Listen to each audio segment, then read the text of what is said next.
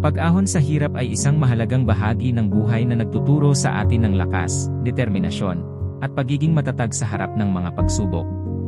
Sa bawat hirap na ating pinagdadaanan, mayroong mga aral at tagumpay na naghihintay sa dulo ng daan. Una, kailangan nating tanggapin na ang buhay ay puno ng mga pagsubok. Hindi ito palaging madali, ngunit sa bawat pagtakbo sa hamon, tayo ay lumalago at nagiging mas matatag.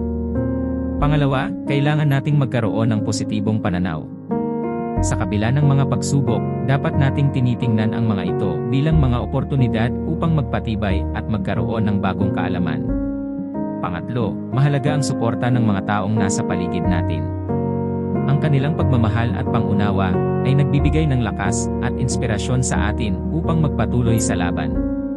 Sa bawat pag-ahon sa hirap, tayo ay lumalakas at nagiging mas matatag. Ang pagsubok ay hindi hadlang, kundi isa itong hamon na nagtuturo sa atin na tayo ay may kakayahan at lakas na harapin ang anumang hamon na dumating sa ating buhay.